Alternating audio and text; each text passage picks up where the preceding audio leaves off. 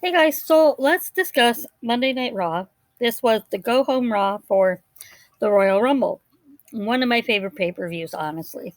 Um, so we opened up the show with the weigh in, which was kind of neat. It kind of gave you that more actual big fight feel, that UFC kind of feel. We have the actual weigh in. And the interesting thing with this is that Bobby Lashley, when he even just came out, had that air of taking this very seriously and that this was going to be a very professional weigh in. You have Brock Lesnar coming on out. He's full on cowboy, right? He's got his cowboy hat on. He's just cowboy Brock. And it was kind of neat to see. Like, I have to say it, I like this version of Brock Lesnar. I will say it over and over again. It just has given him so much more personality. His interaction with Adam Pearce when he wanted him to take off his hat, to not just step on the scale with all of these clothes on, because it's going to throw that off, right? Um, this had a purpose though, because it's what really dug Bobby Lashley in and really got him going with this segment. At the end of the day, I think the momentum went to Brock Lesnar. Um, we'll talk more later as to who I think is still going to end up winning this match, though. But I like this segment, and I really feel like it kind of got you more excited for this match. So then, what else do we have? We have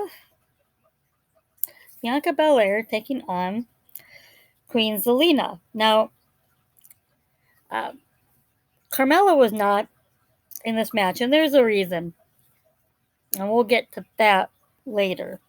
But the match was okay. Like, I don't. The biggest reason to even have it is just because you want to showcase two competitors who are going to be in the Women's Royal Rumble. Otherwise, it doesn't really do either participant really any good this way or that way, for that matter. Um, we then are going to have a United States Championship match. This is going to be Damian Priest putting that on the line against Kevin Owens. I like both of these competitors. I really do. And I've really been a fan of Damian Priest as the United States champion. But I would not necessarily hate Kevin Owens as the United States champion either. Now, Kevin Owens ended up winning this match, but it was via a disqualification. So, Damian Priest keeps the United States championship. What this does, though, it allows you to maybe do this match again, but with a stipulation, right?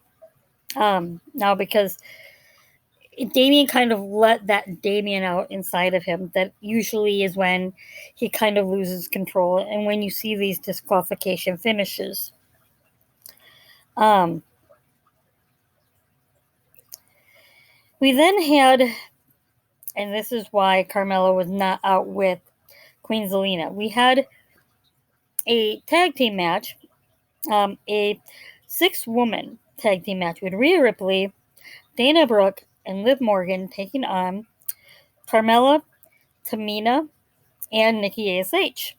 The winners ended up being Rhea Ripley, Dana Brooke, and Liv Morgan.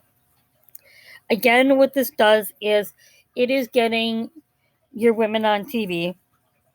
It is showcasing, again, some of the women that are going to be in the Royal Rumble. It gets your 24/7 champion on TV. Um, what I found interesting, though, is that you still have not seen as many women going after Dana Brooke. Now, the men have pretty much already made it apparent that they're just not comfortable going after her, really. So you could still have the women attack her and go after this. But we haven't really seen that.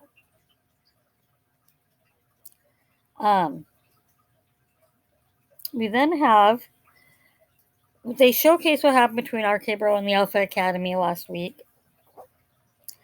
And that is when we have the spelling bee. Okay. Several different things that have come out of this since the show aired. Okay. First of all, I'm going to just say that RK Bro ended up winning the spelling bee. So the reality is, though, that it technically should have been over even before that. Maybe. So what no one noticed or made note of, and I don't know if this was on purpose or not, but technically, when Otis went first, he misspelled the word. But they gave it to him. And I don't know if part of that is because Otis was not supposed to spell it wrong. And the one kind of overseeing challenge just rolled with it. But anyway, at the end of today, both Randy Orton and Riddle spelled their words right. Okay? Because of... So the funny part was that Randy Orton's word was dumbbell. Okay? One that could easily be spelled wrong, right? So that kind of sets Chad Gable off when he misspells his word. I think that he thought he was spelling a different word, and the main reason I think for this is because when he was asking for a definition, he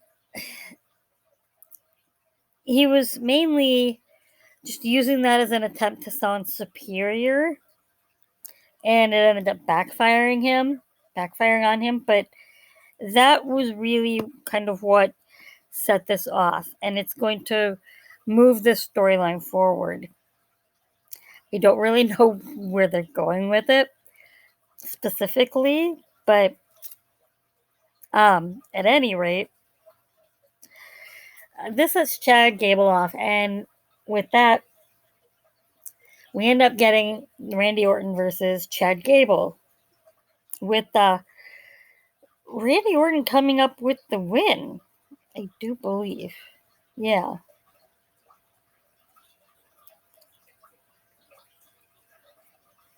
Yes.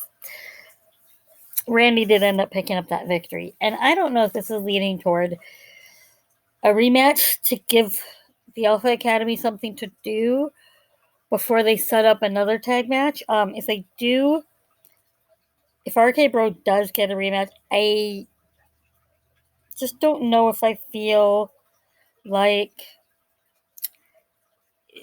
the right call is to put the titles back on them. But we will see. So then we go to the Alexa Bliss segment with the therapist again. I have kind of been... We haven't really talked about this, actually, really. I'm somewhat entertained by it. I don't know how I feel about the first one where she kind of destroyed his office.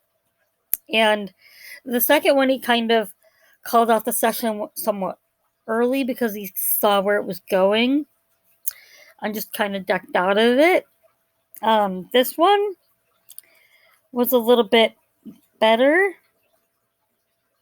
I feel like it ended on more of somewhat of a good note. It's getting Alexa Bliss back on TV, and that's good. It's allowing us to know somewhat maybe what her character is going to continue to be. when she is officially back working in the ring.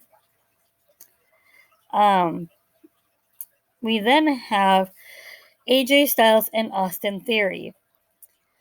This went back and forth really good, and it took quite a bit of time and really showcased both of the talents of these men who are both, again, in the men's Royal Rumble, and you want to get them on TV. You want to showcase these things. So some of your top stars. Austin Theory just kind of coming into his own. I think it's been really good for him being able to interact with Vince in that capacity. AJ Styles ends up as the victor, and it will be interesting to see kind of where this goes from there. We'll have to wait to see when Theory is back in Vince's office and how Vince feels about these events. We then have the Street Profits versus the Mysterios again. These have been kind of fun. The endings, I don't know that they matter so much. You're showcasing, again, your talent that's going to be in the Royal Rumble. Two fairly babyface teams that are interacting well. Neither of them are turning heel necessarily at all. But they're adding those fun little parts with... so beforehand, you had the segment with Rey and Dominic in the back, and Dominic hinting that he was going to win the Rumble, and Rey pointing out that meant he was going to have to put his father over the top rope, and he didn't really feel like Dominic was going to be able to do that. So the fun part of this is that the Mysterios end up flipping the Street Profits out of the ring, right? And then we have Dominic trying to get his dad over the rope, but Rey ends up flipping Dominic over the rope, leaving him standing tall in the ring. We then have the Dirty Dogs involved, and again, it gets them on TV, and you're showcasing some of your other talent that's going to be in the Rumble. You have them putting them over the top rope, so you get people excited for the actual Rumble match itself. We then...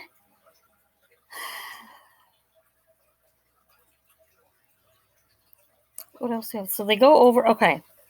So then we have our end of the show. Our main event is actually the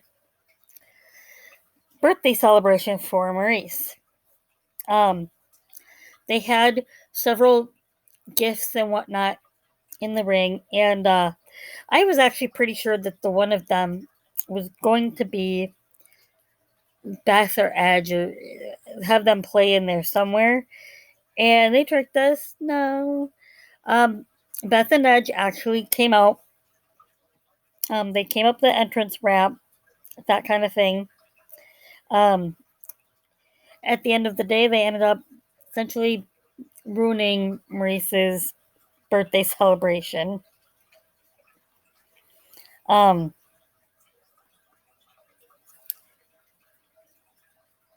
It was kind of fun. The interesting part of this is as they're going through the security, because Miz and Maryse had security all the way around the ring just in case Edge and Beth had gotten in there and they had checked everything out to make sure that they weren't anywhere near the ring. But they had Edge and Beth kind of tear through the security, and Miz and Maryse are watching this. But the interesting part came at the end when Edge and Beth hit a 3D on one of the security guards. This is fun because once again, it brings the Dudley Boys back in, and it kind of calls that back again, which is always kind of fun. We've seen it happening on SmackDown, and now we've seen a little example of it on Monday Night Raw. So I think that's pretty fun. And that is the end of my review for Monday Night Raw. Overall, I thought it was a pretty decent show. I thought it really got us excited for the Rumble. We'll be back with SmackDown. I will probably do that review Saturday morning along with my predictions, as I'm going to end up working late tomorrow night. I will watch the show after I get home, though, so I can give you my review Saturday morning. Thank you.